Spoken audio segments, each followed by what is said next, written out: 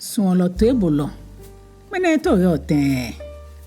O feche dromo na oche afui ebani na wofen ye walami he wale to enjole ke mi shemi. Shida ke jema hai ho. Jemba he hia leleng. Jemba he hia. Obacha wa de sano. Onu wokwe nibi ni ya no. Yo ura kwa wala shihilemi.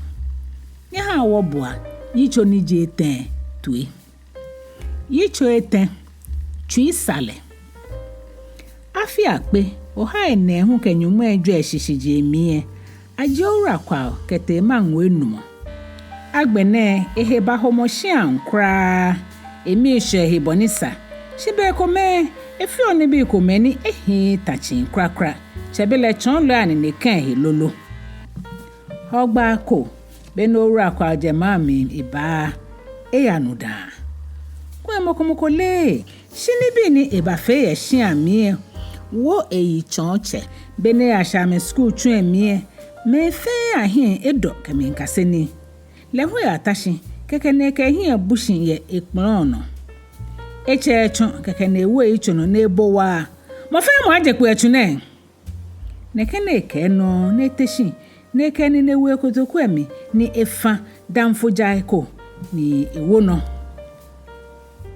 ateteshi ke fui ke blomo school bi ate onupa komeya jejen shi oula ka woka klano ke nyamese ni amehu amejufui agbene shi amfe ba fe hiri oya na te ache chon lo ekokeba boni oula kwa na ni mefe hiefue ye hewo fele mishe keke ne hweshi kenwo ke dencha ike ka klawo hebu emi ni ike ho ekotoku emi Beni chonlo bashe chuemi ne ebi oula kwa osane efo weda. Mung ebon chonlo humo. Chonlo mo kwa mi ne ebi lesane. Shino ni beke phone ne ke aji sane na. Etu mo chonlo kola ne hosole ne ke. Small boy cry jibo.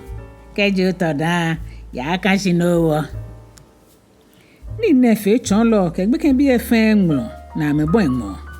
Ola kwa hu hweshi kenwo ni mofe mo yose ake beken toda no ewo chonlo efu edan kra mu ete abo chonlo nupa amanie ene ha che school bi efen pe apa o beken bi atoyin ake wiemo ni ayu achon ame ke Ola Rockman wiemo esro to ye keji ame beken bi ye amengono ni ame kechuni eba hie ha me shikeji ame chele fei na megbono to ye isa amedienche Oula kwa ke ya fo crashing ne pa chonlo efai ake efe na kan no kodon chonlo nu pa ha apele ne hu ese pa jugba agbene aha gbe ke fon ne pa enane me school bi efen fai ekome no se aya fo mo agbo ha le ne hu ebu adwe efen na ne sha egbe ne fe na da na egbo en school twen mi ya eko amane hu na se Oula kwa hie babashi eko shin aya mi ahu e ba lo sugbe ke bi fonjin ke la holo ekome alebo ko meni fe ni Oula kwa ke hi abo amehe chonlo nupa abanuhe ni etutu ehi ewo Oula kwa ewie chonlo baba o e kaile Oula Rockman wie mo ekome ne bole koko yegbe sroto ya no eche chon ni chonlo eke school bi e yose noko befe be no Oula kwa afe noko ni agbla to ewa na kan gbile gbeke salem bi na to ikenu ni nkra me ko me ba yo chonlo ni gbla Oula kwa to ete ajura sanfeji ke kane keji ananome ahegbe ni ogbe fifen jake be ko me toko efutu te ni ayo mi atobule srote ni asa aha police fo ehunle shina pesa ne jake mokomoko nye te chale ne ate mokomoko emokra ana mete moko tetepo shi mokomoko hu eje he wan de bibio ake ora kwa na ni me la holo no nji meni yo chonlo ete be ko gbe ha mo mi Oula kwa hiosu ne kene ne me shijelo ne ya fe noko Police fo momo ame ni agbla me to ewa na na ngma me be ni agle school Ayula kwa hie wa egbeke bi efen ahie. Ene shi le pukra. Shimo eketwi sale kesasansa tohi na ekefe mu ekpe. Fio afie bagbo keke no ra kwa baji afi kroko shishin ye Salem. Achele kete manwe kpa. Shi awole shiake keji echake subana ka afie. Noe abashwele keje Salem. Eya nan school ko mingbedon. Ni eni le dromo ke ni fen afe flo. Afie shishije mi no afachon lo nupa shite a market e bana ye krobo dumase. Na ka ula kalo date je aboko biba. Afachon lo Felix Randolph kete dodoa na ka ula adote akwe jadbraka batu enaje. Chake moene ya ngo ora kwa ona afe wo. Ejake esusu ake ni ula shite a ma bedon ne ibanye fe no nesmo. Lele eflegeje ni ebu sa don. Ekon Salem lano ni je hesaneko. Na kambia me no ayato sugbe kembi ya school eshishihe ni oblahin bibie ba oblaye ana ke wojin mlamo. Oblaye bibi ne hu na mehebe ke wojin ne kanemo ka meheto hamo. Ene hewo chon lo ewo gbe kembi ya akpo ake mo fe mo ni amola ke enmamoko wolo no nijo yo nijo abagle to ewa. Nekem la neye shiken beken bi to egbolo ene nmla mehewoji ni amekeke amehe ni bi hu ola kwa hu banana anyu neko ye beken bi ye ate ni egba eji Alice Adukwe Adute beken yo nehe ye fe ojogba ehime segen neke ke da ani eku enyanyu jin yo tamochako eku ogojo na edi odukuduku tamogbo ke ehime na atwa ekosula kejo ne nantui kena netokota ye shipon fel ken jimeni Adukwe ne cheche biji chon lo adote akwe hewo achu Adukwe chon lo ne ngoda biko gbeke beni chon lo ne je ma mi ba ani no ula kwa ka Adukwe damoshi amengbasane egbe wa mewa yeje ni ha megle mi ameteshi ano eneje chermo egla ula kwa oto yake eshi Salem be mi nesa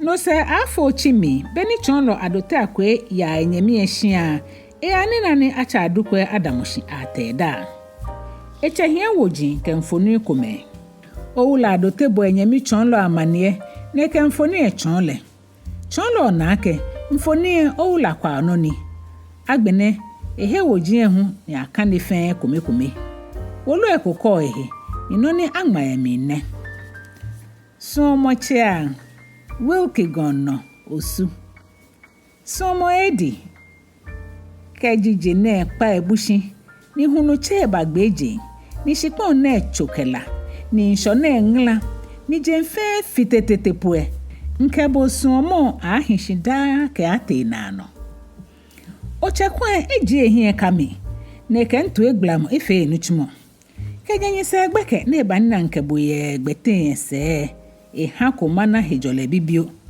eyimi ni no se hu dani ha nyaflo ntaya anokwa ntaya afowa ni kue mbacha atwa shi owolo no mami ba wo mi hewale ni eshaje mi hu amro ne mflo ha etengbe na momo shi esho ha enyololo ihe onyu ake beni ashe so ha gbeke ahue magbefen na keje bo hewo kwa ma fele noko ni ehie pa no biko nchue safechi ni egbeme hu ni ba wa mi shi akani wo se e ba chon sha no hewo mfon we da ini na esho fo ni he no ke oni ke ni ehu mi ndo shijugba mfon e fopa ni kajebe ni ne she no ne nyako ni makase papa koda da ne kan hie ni mi nkwa boson kajima wo nke onsu ni eshishi bana afe ni malabo mi ndaboshi ye no hewo eko hogba agbeke hamanabo ni magbabo saneko mi ngabojogba ni mi nfon boni ne hu ye ko yo mi ono edi beni chonlo ka ne wolu etan emomue na ehwe Adukwe kete enyo ya abla na ano agbene hi enyo botesani emi chonlo wo ngake ameka fe Adukwe nokunoko ameka fu eda hu da shimbo abaha kwa ola kwa nibiam ake ana wolokoni adukwa hu egmalelo keke ni ola kwa ekwese kete Salem eshishe pe ni ha acho ola kwa abahale ebi edansa je nyoko keke no se ni egbule deka mi nibi ni anna ha ibakashi fa ake ola kwa ka adukwa ebo mbole eche wojini adukwa engmlale ekomiami yengmulo kena akpe chonlo adote akwe ya bo chonlo ekroko me amani eficho ni akpan hejugba biko mebaho bi enyo hu baho ni fe ola kwa nu saneko eno bi etense abacho ola kwa pe school mu efe hie na akojole abulefo ake eku Salem la wuluno ni agletwe chonlo ha ya school no kwelo hu le ni agladukwe hu tue yeje bonisa eno jeche mo chonlo adote akwe bi yoko ni achola akwe keka aklote homo yegbeke bi hia ni elihe ale no niba keno niba oula kwa bamwaku na ejile blenten igbeke yo eda nke gugo janfe bon lafa akunye ke hedo ka musunsha teje sibe na eshoshia akpata momo eba bi oula kwa no ni akufele hewoni ejile na kan oula kwa efo edankra bon etu ehie to afa na ekwa yo nuplapa ni kele yu ohie tetepo yo emo echomi neke kwamo chon hie kono chon mi no na akufebo no ile oula kwa efo mi lolo iwo yo ka oblanyu ayi chochomo neke obayi mi hu fata akuhemene oula kwa chon hie ha yo ni gbeke bi efe bon lemo ene wo yo mi la fenini nete abochon lo nupa amanie beni chon lo adote akwe jeman na ebanusane etu efan shiake jana hwe oula kwa chon lo nupa ya bo sofo nupa ni yo osu niji osofo Hermanokwe ke asafo nupa oula yebu anote amanie ni amecho oula adote akwe ni akpalefai eko amefae etwa amehie ni wo amehu amedaleshi ni ameshejele ka akunye femi gbake mi abo school mu efe na yesanini ba hewo osofo ka asafo nupa enyo ke adukwa eche hu ba school osofo okwe ke gbeke bi ewie jogba na egba mesaneko ke chon amena ake keji mokolewolo she becho semo ke suban papa ye here ina agbe fi omobo kare ho etimi ha gbeke bi ake esha henyomo wo egbeleni ni efon fen fon ni mokofio ehenyomo wo ye ni eheto egbulamo fi ofan bene egbe ewie mo na eha achora kwa ne badamo pe mu efen hie achala hu shikrana anu ehe chonlo nupa ha ayakwe temo he strot eni osala efen shiana lekra oula kwa ejofu egbiribidi atala hu na ale angmesa ne ehida no nupa ate ameshian ni gbeken bi ehunte ameni kasemo here adukwa nu ehye ncho oula kwa he school ni eye hejira mo baba o na kan gbe ona acho school adukwa enye mo komeflopo ewe icho ejake beni acho ni edwamo fe yo oula kwa ono ele aka jufo ye Salem hewo ni akpashane no na egmawolo ekechu enyemi kofi na echu lo oula kwa ngo ko na eke ya Salem eke ya ha oula kwa beni kofi pu ye Salem pe keke ni chon lo adote akwe nale no ko ye nu aka adukwa no nkan eji moni chun kofi ne no na bacha kofi na ebi eda kofi wolo na adukwa ke okoba ha oula kwa we je mo keba kofi tu iba fa na eke he popo mo je wolo ya kutuku emi hale no se da na eka ake adukwa egbile eja ake adukwa wolo shin veve ake keje na oula kwa we eke wolo akuse eba hale kofi da moshino keke gbo ejwa ya afo ya echekwa ehie chonlo na akpehi na ebigbeke no ni fiole ya afo kofi ke yi komo ha heto ake adukwa eba yile nu esheje ebi emi na ewolegbe te kofi abo adukwa amanie shefe lenoko ni etwa esente tepo oula adote akwe che wolokotoku na na eje wolo ni yo mi na ekwe one na mi njene ara ho chia ngano osu esuolo oke nke ne fio na mi ha ni ole ake na ojiramo ka ono na afehe ke bono sofwe ke asafo nupai ke chonlo efe ekoyi note ye hiwo ke boni ameto ameyake ame ahwe wo hianshi amechon je mfe hu awo edi osane ha mre ho hefenine ni foso mfo chefe noko o ka fe ha drolo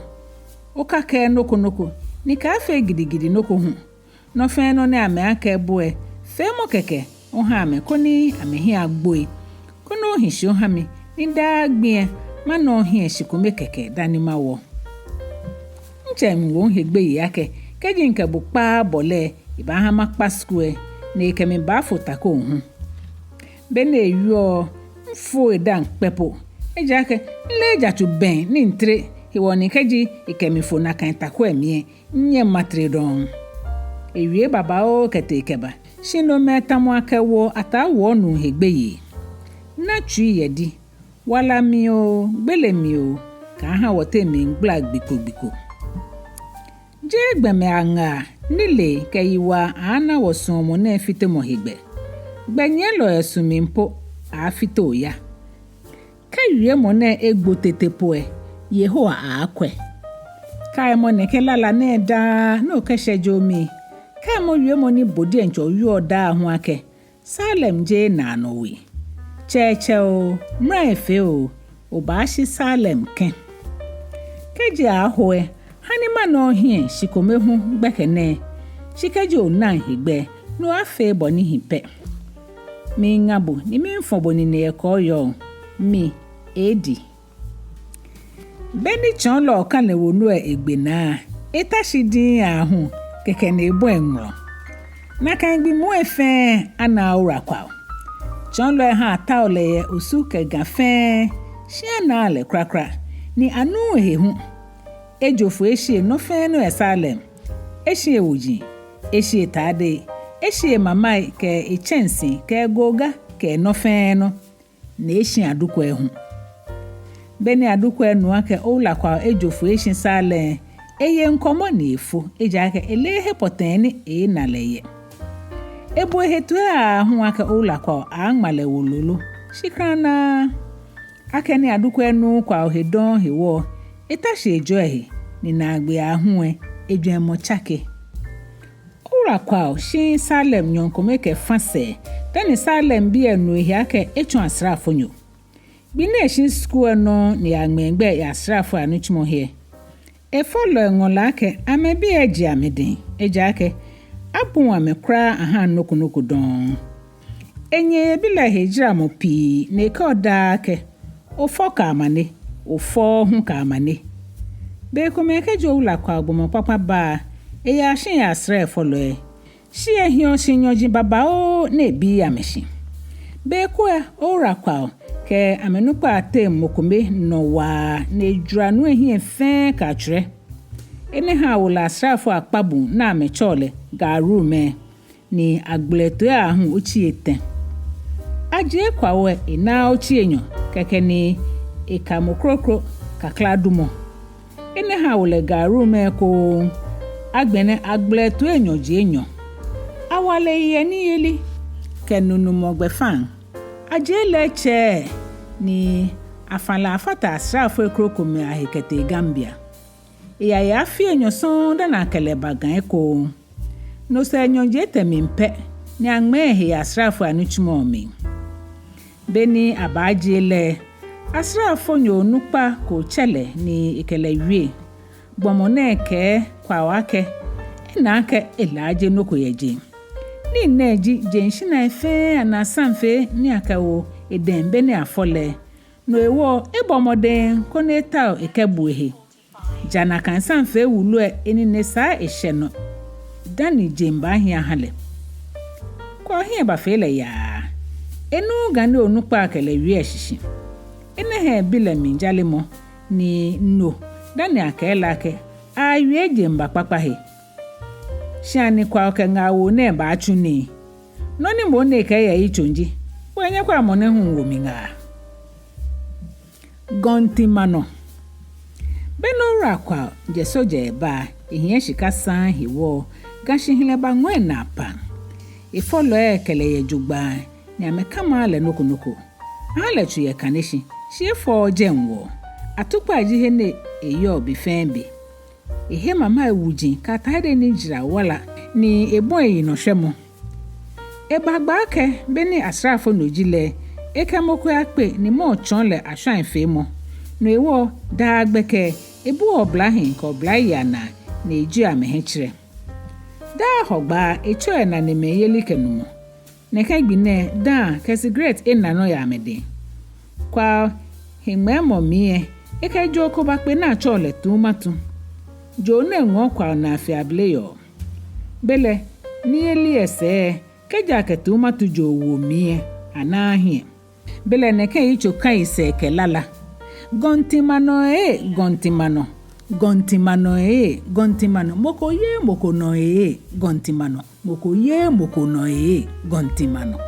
Yemi ahue oblahi ate moko mecha ula kwao ni ewolenga kone gonti aka mano fenini. Mon ekwe neke shika afe no kwapako. Oblanyu nehu soja pen. Eja manfro ye weji amase. Heni okuja ni jin amasamanke jako yo. Angmeka ula kwa fehe keje soja mi bikome. Eke shika ni ahale ya bashipon ya veno ni ebon ichuma. Ewo ura kwa nga koni lehu ata shipon eko eba. Shenu mbabu na nyune nga wetu yake isake mashinlehe. Shimo asumo avenogbe. Ejake jenje kechon ye hie. Asan anye nga no ehi. Enehiwo play kanishingbe. Beni asusu shipon ahanle se mama pila ye no. No se esa no fe no eto twin enyoko shishito. Biko na eteje nsramo enake moko efamo pila na ekumo emi ndukuduku ehweshi. Oula kwa keminfu ya boy follow kena ni mama ne. Amewola nga kone ya bomoni hale shipon. Oula kwa ta nuen segbe ahun ne pakpako dani eninese no. Nueke ele shipon homo he no kokra. Iwo kwa wata omoni atashipon he. Oula kwa kena ne me ekume wanta oyeje ahun. Shi amena mo. Ochi enyo se oula kwa ote shipon no sramu ekowe. Moko geshe ahwe no. Oya ni kwa ota lori na abon shi alomo ye shipon no. Iha lo fe ahwe gbejigbehe. Eno je chemo le manpa beni kwa ya shipon no. Na anu agbo totro edin dukuduku ko damoshi floehe. Kwa ya bile no ne ta oyeje keke ni nu ehi ebado. Ebi oula kwa no hegbe ne yo ke no ni no edamu ebi ole na kan kwa kwante asane. Na ta omo ke hendoba ni kechonu no oula kwa no ele ake moni hale shipon leji mono ni ke hanu ehun. Oula kwa bashin babo e follow amanie.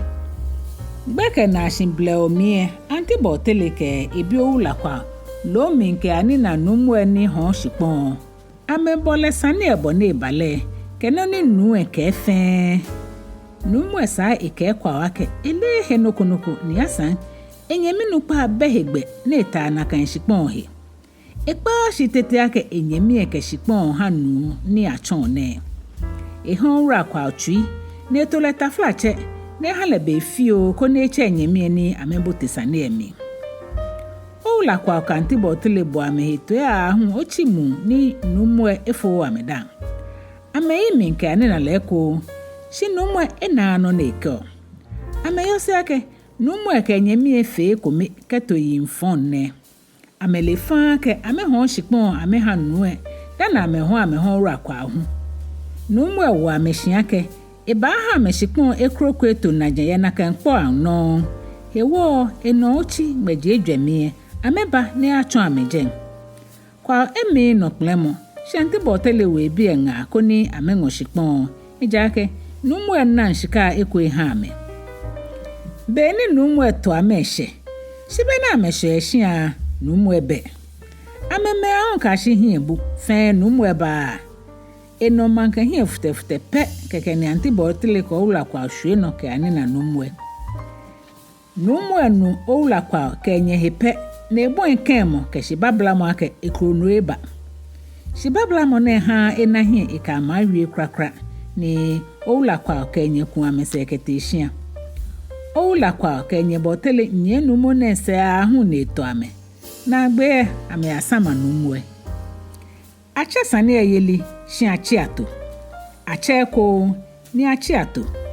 Afe neke pampam shi edwe ni oula kwa minfu ni amekpa kojomo he nyemo. Bini amete na gbe no na me adon.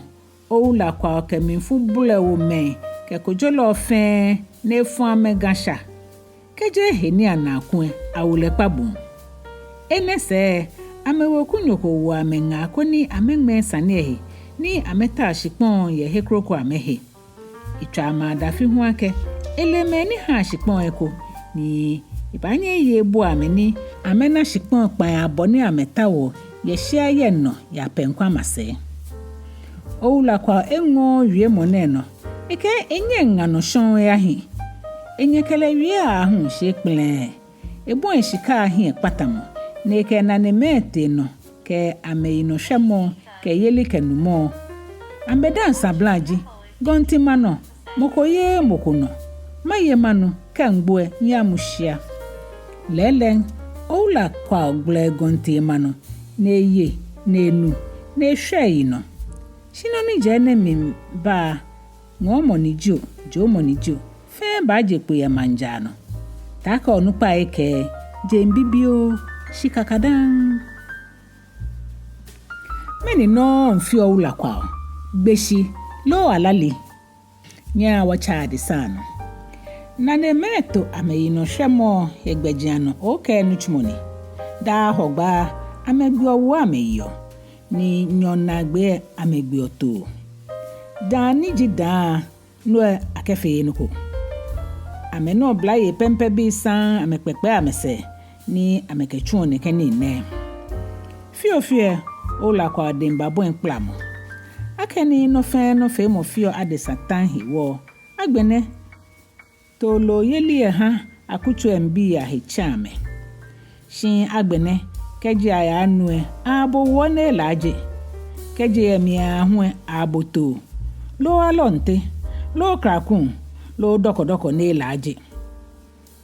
Mo fe mo ke hie baka ula kwa ke we bia no ake ame bon ko lo ejuwe hogba ko le manpa yoko na chole okonye abanpa chire no kona na kwekwe akuchu enda eka ewu onu nkomepe na eyo eba wo ho gbeke ene hewo eba ko chensi na ebon ntwa hogba lebie ke asrafo e atun e bolimo ba asrafo eji oula kwa oke sapate eya heko fena kan tun no mpe bolio beni e twa chance ne bela e bojulo eje ni lo momo fe moni aye ewo lo eko moni afa hewo nu hu yemi anokwa kajo na okonye etamamoko ni chonpanchi eja kemi ya kemi mbakeke ehie na ke fe momi no keke ni shikometo na wonu efakpo keje oblahin abla na ano okonye babon blomo wa ni me babu sane egblichon abon oblahin ayiwa mo ho ni fe na kan amete mokomoko eji ehie epo krakra ni amete mokopo wolo ye twen oula kwa ke na ni me keneke hengble sane ne efe okon koni amepa ameni fonji ne Shimon amete no biko amemo kapinta fonyoko ni yo akuchu alonte nu sasra ko amegbe no ne nu hemrami shi emetrishi ni emebleo ke ashi oblahin ho alonte lo amegbe na ametoni na me baye pe keke ni papa kapinta te ani na me ne kamo kitan ehwe ameno ne luto amebe oblahin na jemoko na ehi ameni ehu yeli papa kapinta bate sakumowe ni ajeje abalo amekete ni wulomongo keju ajeje hengle ke hititimo no kufemo oula kwa fiake je sanekoni ni le ishi leku ni noni awie kete ke ba fin lecho leteo machine na gbe abu amefo ne ba ke amewa lonte enyomo no se amekpata papa carpenter ke dan tokome ke no sika sidi kome ke fa je ne kekeji amesane akani alomo iwo isaka alo no iwo abo amenyomo kroko hu pele nyomo ni amemo eje hwenoko ni efe sidi pa o ke fa amefolo ke wukuma bi badamona ni achimo hegbeji ani neno agbesane ne na ehye nyonkome no ula donka na nyo auza nyoko babole amani egbo nyoko no neje musuli ye audume mase iba ura donka ngoda elora kwa ke nyefen jugba eke so gbe ke afi pa nyoke famie enu ni ablo ho ye musuli ngano akeni nyonche egbafuta hewo ena mebublu gbekembi ko nupa ke hin ke yefen ena ke afi oblanyoko ni jia wese ni moko hun fatehi shile etreto gwanten mene buje mi igbeme enyone ni awa me yake juloi anokwa emusun shale na echi ni na asafue na ebisa na emi abola maniake ata asalifu ke oblahi enyo peye ngano ni amehieto beni abi amehe na ameketo eje no keke ni amete moko me wofue ata asalifu bo ni heni ana me komeni mimba etempo no safu ejelo ana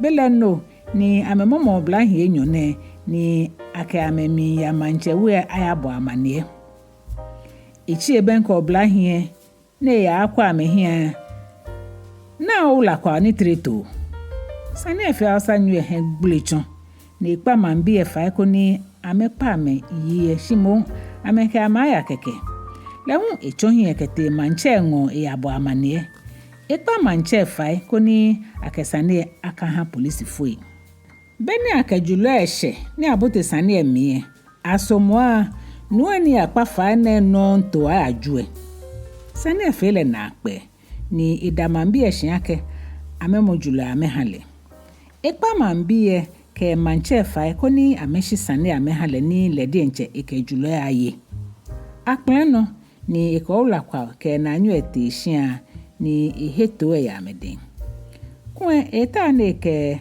ameani na ola donka ne abo le nekensani ne na kangbeke no shaka ni je na chonhiwo ha julo ete ishia dan amanie na fe hegble ka hunto bono ola donka ena aboko me na efio yehe ena ola kwa hu na ebie dan kajino na ayu oyemi eda no eshi ikpale fa ake eya koni kajo ola kwa obashia koni ekwebo na eba afi shikeje ne se ana ola kwa ohe papakodon echo ehe kobolo mene kaja anu ehe ebie wo anu ehe kroko fe ahunto son obon kamle ahun amanie ba ola kwa agble shapo fio ko yensawan na ehon ni bi fio je hu ake ahishidio ekeme ko me abo asafo na ewe asafo ache no ni amechu krede jinomo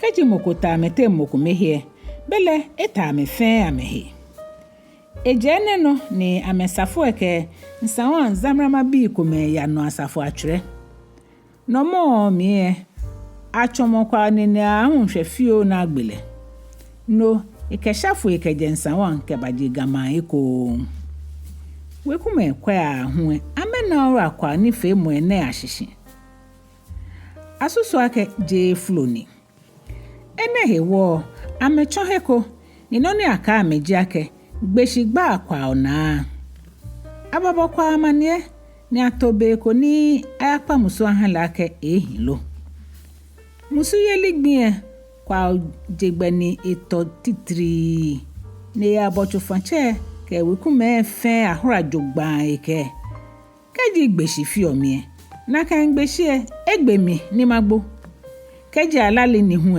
elila mi eteshineke na ni chreche ne ke kan ni akawo ba etwashi keke ni eshitwen ete fiofie o la kwa shika bulu batan ahie cho nigbe akomo kwa bon etade ke mama ewujin ho mo ekomikome agbene ebo nje hisusumo hele shiake ashileshon ebo njo mo agbene ni noko ni dolefe no fe no jake na neme ekpayese ameyose ake gonte ni minwa ni amena amekefimo asan ni amekefe ni okpo bi emi egbojo ni tesa ni amedamono ameshi obene ehu minfufulu ya nonke ameaya ejake mokohwe ha toshishi yeho ana follow amobo woso ochie oba cha de sano